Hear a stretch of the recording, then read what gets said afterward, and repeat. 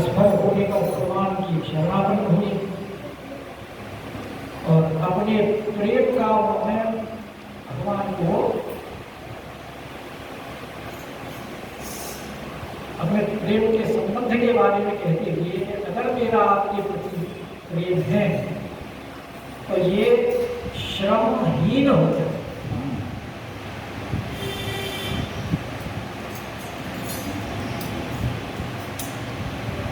हनुमान जी को चेतन पाई है, फिर उनसे पूछा गया है क्या बात है, उन्होंने युद्ध के सारे समाचार सुनाए।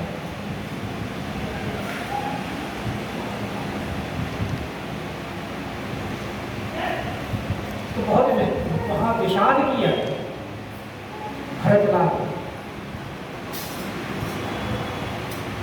और उसका वर्णन गीतावली में बड़ा सुंदर किया।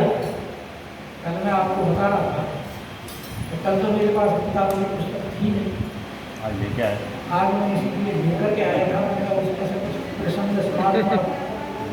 सुनाओ। आप सुनाने के लिए आते हो, सुनने के लिए आते हो, गीतावली में बड़ा सुंदर वर्णन है।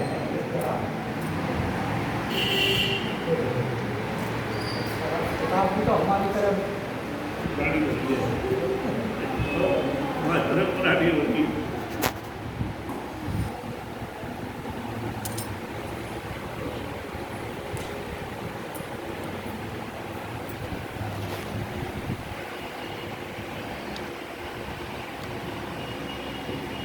इसमें गीतावली में बड़ा सुंदर प्रसंग में लिखा है कि पर्वत नाते समय जो हनुमान जी के साथ घटना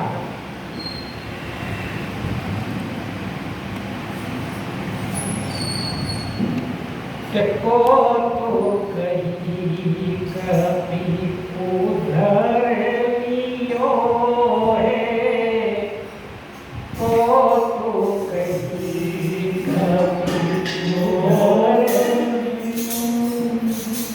कि हनुमान जी ने खेल से ही पर्वत को उठा लिया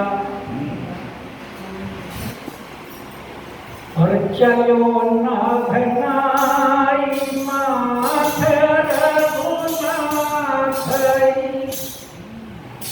चलो नाभनाई माथ रघुनाथ, और सरिस नपीग दियो है, को तू कहीं कभी उधर लियो है।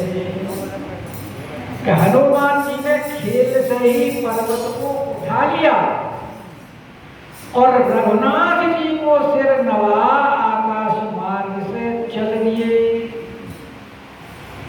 और चले भी इतने वेग से हैं कि उस समय उनके समान और किसी का वेग नहीं था। अब इधर भरतलाल जी अयोध्या में बैठे जैसा वर्णन किया मैंने कि देखो जात जानी निश्चर, देखो जात जानी निश्चर, बिनु फर सर हायो हियो है, और परो कही राम पवन राख्यो गिरी। ये बात आई थी ना, तो पर्वत कहाँ गया जब हनुमान जी गिरे, तो यहाँ गीतावली में उसका स्पष्टीकरण कर दिया कि जब उन्होंने निश्चय जान करके बाण मारा तो प्रयोग कही राम, वो तो हनुमान जी को राम राम कहते हुए गिर पड़े, लेकिन पर्वत के पवन राख्यो गिरी हो गया स्पष्ट, और पुरते ही तेज पियो है, को तो कहीं कभी उधर लियो है।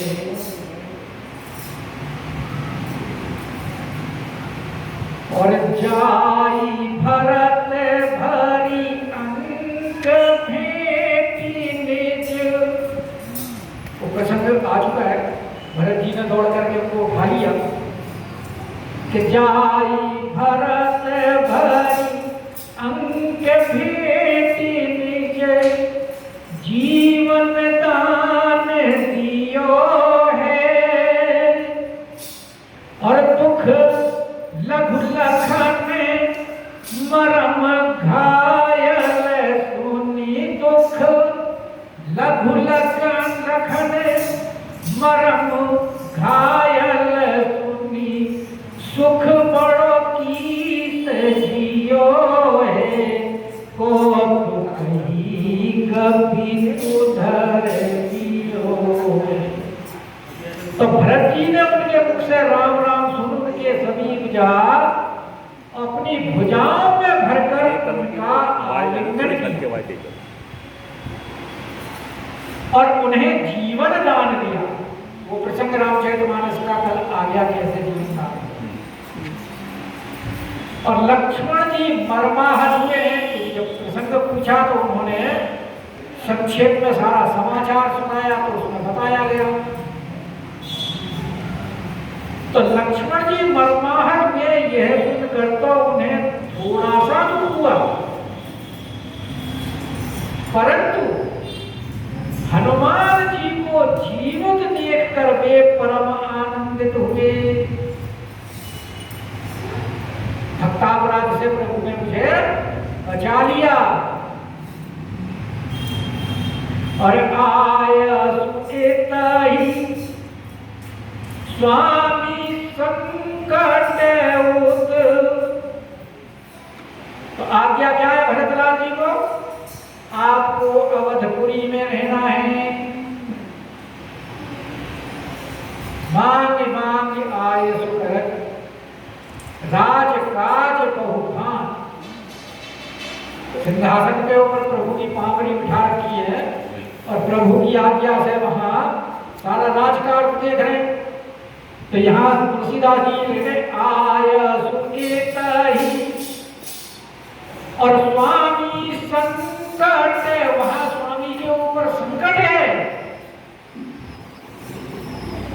और परत न कछु कियो है।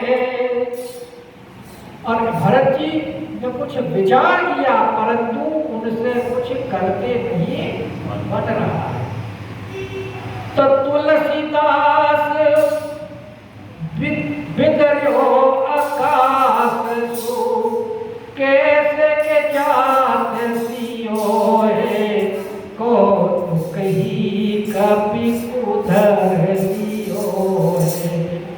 तो तुलसीदास जी कहते हैं कि भरत जी की अवस्था उस समय ऐसी थी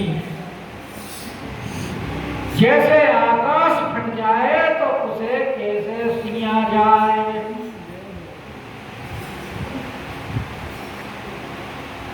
एग्जाम्पल देखो गोस्वामी जी के कितने सुंदर है। आकाश फट जाए और उनको कैसे सिया कैसे सिया जाए कि तुलसीदास विद्रो आकाश सो कैसे के जात सियो है। ओ तो कही कभी उधर दियो है। इधर हनुमान जी की जब पूछा तो हनुमान जी वहां क्या देख रहे हैं? भरतलाल जी को और शत्रुघ्न लाल। और उस समय का बड़ा सुंदर चित्रण किया है इसका। रामचरितमानस नहीं है तो वहां भरतलाल वो हनुमतलाल जी देख रहे हैं दोनों को कि भरत सूदन विलोकी कपि चकित भयो है। वो आश्चर्यचकित हो गए कि लखनलाल की मूर्छा टूट गई क्या? मैं राम लक्ष्मण को देख रहा हूं क्या? मैं हूं कहां? तो वहां युद्धस्थल में हूं कहां हूं? कि भरत शत्रुसूदन विलोकी कपि चकित भयो है। तो हनुमान जी विचार कर रहे हैं देखकर राम लखन रन जीत अवध आए। मगर दोनों युद्ध जीत कर क्या वध में आ गए क्या? कि राम लखन रन जीते अवध आए और के धो वही भ्रम के धो काहू कपट थयो है और भरत शत्रुसूदन विलोकी कपि चकित भयो है। तो सोच रहे हैं क्या राम और लक्ष्मण युद्ध में विजय प्राप्त कर अयोध्या में आ गए हैं, या मुझे भ्रम हो रहा है, अथवा यह किसी ने कोई माया तो नहीं कर दी, कपट तो नहीं किया। आगे कह रहे हैं प्रेम पुलकी पहचान के पद पदुम नयो है। फिर उन्हें पहचान कर उन्होंने प्रेम से पुलकित हो उनके चरण कमलों में प्रणाम किया कि प्रेम पुलकी पहचान के पदम तुम नयो है और कहो न परत जही भांति तू भाई, कहो न परत जही भांति तू भाई सजे है सो उरलाए लयो है भरत शत्रुसूदन विलोकी कपि चकित भयो है। इधर आ। तो फिर उनके चरण कमलों में प्रणाम किया तो उस समय उन दोनों भाइयों ने जैसे प्रेम से हृदय से लगाया, वो कहा नहीं जाता, अवर्णनीय है। आज गीतावली सुना, आज गीतावली नहीं सुना पाओगे, नहीं तो बहुत लंबा दो है आज, पता है लंबा भी दो है। रामचरितमानस में के प्रसंग जो गीतावली में अलग से दिए हैं उनको सुनाते हैं, मानस में नहीं आएगा। ये भी जरूरी है, बिना इसके मानस भी अधूरी है। तो फिर उन्होंने सारा समाचार सुनाकर कहा कि समाचार कही के हो तेहि ताप कयो है। फिर उन्हें सारे समाचार सुनाकर कहा कि मुझे विलंब हो रहा है क्योंकि समय बहुत कम है और देर से पहुंचने से कोई लाभ नहीं। तो वे सब बातें सुनकर भरत जी दुख से संतप्त हो गए और बोले कि समाचार कही के हो तेहि ताप तयो है। तो भरत जी कह रहे कि उधर सहित चढ़ो बिसिख, पर्वत के साथ में मेरे बाण पर बैठो कि उधर सहित चढ़ो बिसिख वेदी पठमो सुनी है हरि ये करब गूढ़ उपयोग। हनुमान जी के हृदय में फिर अभिमान आया, जैसे यहाँ रामचरितमानस में कहा है सुनी कवि मन उपजाया अभिमान।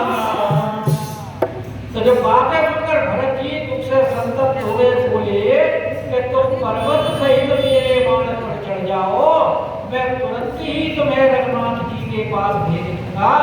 तो यह सुनकर हनुमान जी के हृदय में गुप्त रूप से गर्व का आविर्भाव हुआ। और वहां तो लिखा नहीं है, वहां तो हनुमान जी ने विचार लिया है, लेकिन यहाँ लिख रहे हैं कि यह जल निधि खन्यो मथ्यो लम्यो बांध्यो अचयो है। नहीं, आपको आगे चलो तीर में उतरी जस कहो चाहे गुण करनी जयो है कि वे उनके बाण पर चढ़े। गीतावली में लिखते हैं कि वो उनके बाण के ऊपर हनुमान जी चढ़े, मेरे बाण वजन से कैसे जाएगा देखने के लिए। और जब देखा कि उनके लिए यह कोई बड़ी बात नहीं है। तो उससे उतरकर उनका सुयश कहना चाहा कि तीर ते उतरी जस कहो चहे और गुणनी गुण गणनी जयो है। तो भरत जी के गुणों ने उन्हें जीत लिया और धनी भरत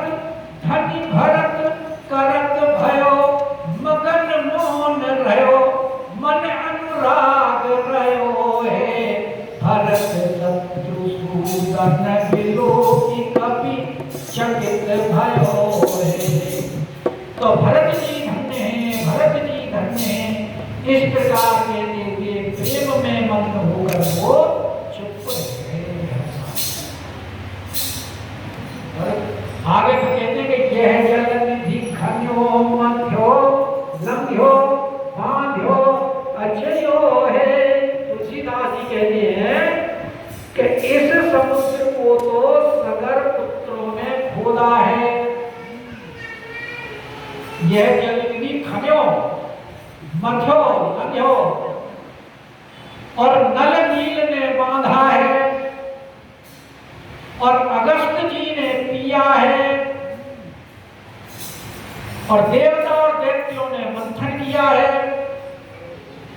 किंतु रघुनाथ जी के भाई भरत जी की महिमा के समुद्र को तैरकर भला कौन कभी पार गया है। और एक और बड़ा सुंदर इसी समय का प्रसंग दिया है इसमें कि सुमिरन घायल लखन परे सुमिरन घायल लखन परे। कि जब सुमित्रा ने सुना कि लक्ष्मण जी युद्धस्थल में घायल पड़े तो स्वामी काज संग्राम सुभट सो लोहे ललकारी लड़े सुनी रंग घायल लखन परे। और उन्होंने अपने स्वामी के लिए विपक्षी योद्धा मेघनाद से रणभूमि में खूब ललकार कर लोहा लिया है। तो सुवन शोक पता लगा कि लक्ष्मण घायल पड़े हुए हैं तो माता के हृदय में पुत्र के लिए कितनी पीड़ा होती है। तो गोस्वामी कह रहे कि सुवन शोक पुत्र का संतोष सुमित्र ही संतोष भी है कि पुत्र की दशा से तो शोक हुआ और संतोष किस बात से हुआ कि रघुपति भक्ति परे कि उन्होंने श्री रघुनाथ जी की भक्ति को स्वीकार किया।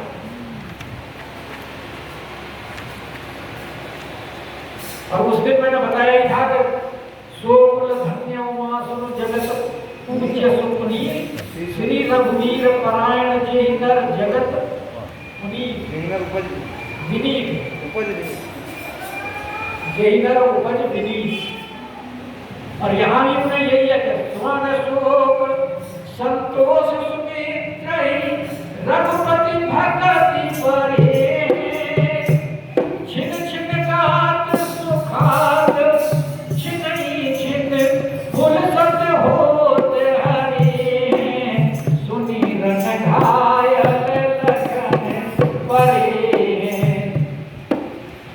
तो उन्हें पुत्र की दशा से तो शोक हुआ और इस बात से संतोष हुआ उन्होंने श्री रघुनाथ जी की भक्ति को स्वीकार किया। उनके अंग एक क्षण में सूख जाते हैं और दूसरे ही क्षण में आनंद से भरे हो जाते हैं। कल मैंने यही प्रसंग सुनाया था ना।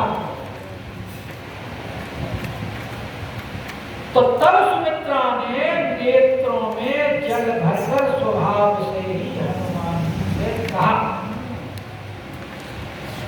के कपिसो कहती सुभाए अंबिके अंबके अंबु भरे कपिसो कहती सुभाए अंबिके अंबके अंबु भरे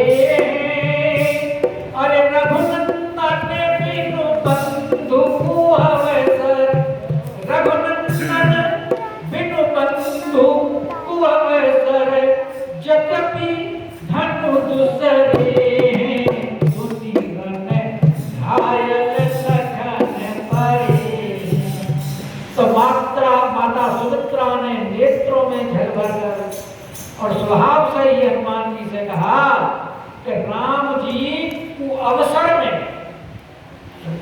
सुने हैं वो अवसर है कि राम जी को अवसर में भाई से बिछुड़ गए यद्यपि धनुष उनके साथ है जिसके होते हुए उन्हें अन्य किसी की सहायता की अपेक्षा नहीं है। लेकिन फिर भी क्या कह रही है कि तात जाहु कपि संग रिपुसूदन उठ कर चोरी खरे। शत्रुघ्न जी खड़े थे उनसे बोली सुमित्रा जी तात जाहु कपि संग कि भैया तुम इस हनुमान जी के साथ जाओ। तो रिपुसूदन उठकर चोरी खड़े और यह सुनते ही शत्रुघ्न जी हाथ जोड़कर खड़े हो गए और प्रमुदित पुलकी पेट पूरे जनु प्रमुदित पुलकी पेट पूरे जनु विधिवत सुधर ढरे सुनीरन घायल सखन परे। तो यह सुनते ही शत्रुघ्न जी हाथ जोड़कर खड़े हो गए और शरीर में पुलकायमान होकर ऐसे प्रसन्न हुए मानो देव योग से उनके पूरे पूरे दाव पड़ गए हों। सही गोटी पड़ जाए जैसे पासा सही पड़ जाए कि अम्ब अनुज गति लखी पवनज भरताज गलानी करे अम्ब अनुज गति लखी पवनज भरताज गलानी करे। अरे तुलसी सब समझाई मातु तेई समय सचेत करे सुनीरन घायल सखन परे। के माता और छोटे भाई की यह दशा देखकर हनुमान और भरत जी बड़े ही ग्लानिग्रस्त हो गए। तुलसीदास जी कहते हैं तब माता ने उन सबको समझाकर सचेत किया। अब भरत जी संदेश भी गए हनुमान जी को रामचरितमानस नहीं है यहाँ दे रहे कि बिनय सुनाय पीपरी पाए। भरत जी कहने लगे तुम भगवान राम के पैरों पड़कर मेरी एक विनय सुना कि कहो कहा कपीस तुम स्तुति सुमति सुहृद सुभाए विनय सुनाय परिपाए। भरत जी कह रहे हे कपीश्वर तुमसे मैं अधिक क्या कहूं तुम तो स्वभाव से ही शुद्ध चित्त सुमति और सुहृद हो के स्वामी संकट हेतु हो जड़ जननी जन्म्यो जाय।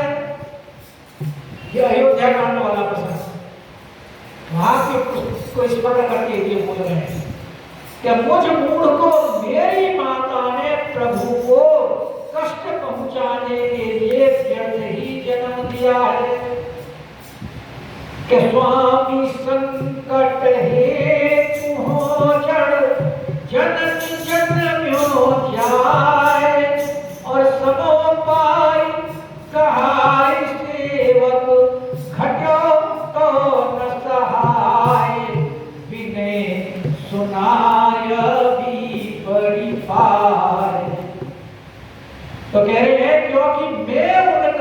सेवक कहलाकर भी समय उपस्थित होने पर उनकी सहायता न कर सका। और कहते शिथिल स्नेह भो जन धीर घायल घाय। और भरत गति लखी मातु सब रही जो मुड़ी बिनु पाए बिन सुनाय भी परिपार।